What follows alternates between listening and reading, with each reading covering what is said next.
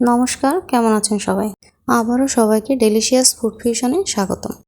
কিভাবে অল্প সময়ে পারফেক্ট চটপটি রেসিপি তৈরি করা যায় সেটা আপনাদের আজকে করে দেখাবো। সাথে চটপটির টকের রেসিপিটাও শেয়ার করব। এত মজাদার চটপটি রেসিপি বাড়িতে একবার বানিয়ে খেলে বাইরে থেকে আর কিনে খেতেই মন চায়। চলুন দেরি না করে রেসিপিটি শুরু করি।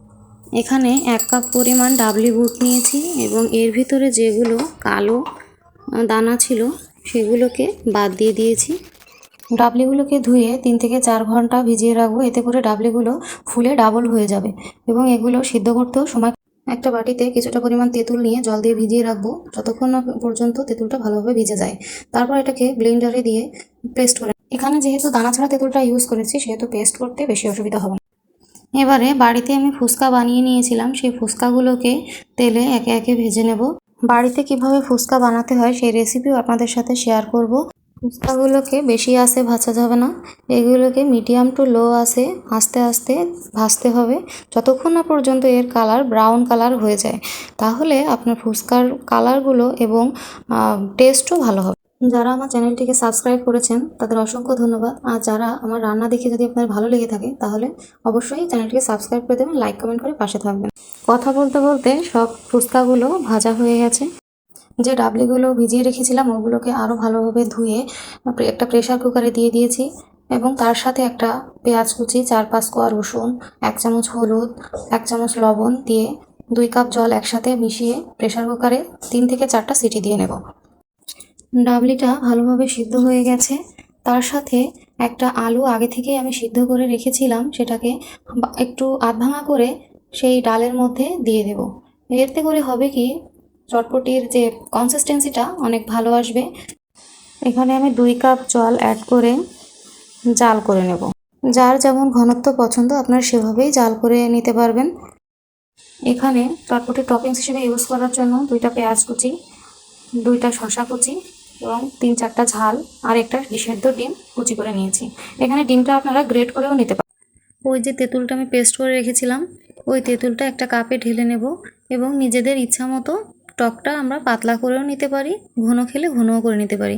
এর ভিতরে একে একে আমি কিছু মশলা অ্যাড করেছি। গরম মশলার গুঁড়া 1/2 চামচ, চটপটির মশলা, এটা আমি প্যাকেটের মশলা ইউজ করেছি, আর 1 চামচ লবণ আর হচ্ছে 1 চামচ চিনি এখানে ইউজ করেছি। এখানে আপনার চিলি ফ্লেক্সও ইউজ করতে পারেন। এবারে দারুণ স্বাদের এই চটপটি আমরা পরিবেশনের জন্য তৈরি করে নেব।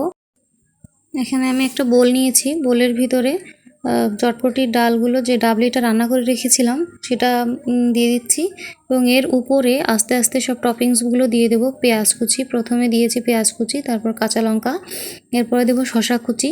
আমি যেভাবে করছি এভাবে যে করতে হবে এর কোনো মানে নেই, আপনারা আপনাদের পছন্দ মতো শসা, কাঁচামরিচ দিয়ে নেবেন। যারা ঝাল কম খান তারা কাঁচামরিচ আরও কম। এভাবে সাজালে চটপটিটা এখনই দেখতে ভীষণ লোভনীয় লাগছে। এবারে এর উপরে কুচি করা ডিম দিয়ে দেব। ডিমটাকে আপনারা গ্রেটারে গ্রেট করেও দিতে পারেন, সেক্ষেত্রে স্বাদের কোনো তারতম্য হবে না, তবে আমার এইভাবে কুচি করে দিলেই আমার ভালো লাগে, সেজন্য এইভাবে দিয়েছি। এবার সবশেষে যে ফুচকাগুলো বানিয়ে রেখেছিলাম ওগুলো ভেঙে দিয়ে দেব। বুঝতেই পারছেন কেমন ফুচকাগুলো কেমন মুচমুচে হয়েছে। চেষ্টা করবেন সবসময় হোমমেড ফুচকাটা ইউজ করতে, তাহলে স্বাদ আরও দ্বিগুণ পরিমাণে বেড়ে যাবে। এবারে সবশেষে তেঁতুলের টকটা আমি ইউজ করব। আপনারা যার যার পরিমাণ মতো যেমন টক খান সেভাবে আপনি টক পরিবেশন করতে পারেন। আমি একটু বেশি টক খাই, এজন্য টক বেশি দিয়েছি। এভাবে খুব সহজেই বাড়িতে অল্প সময়ের মধ্যে চটপটি বানিয়ে নেবেন, বানিয়ে খেয়ে দেখবেন কেমন মজা হয়, দোকানের চটপটির থেকেও ভালো হয়। রেসিপিটি ভালো লাগলে লাইক কমেন্ট করে পাশে থাকবেন। টাটা।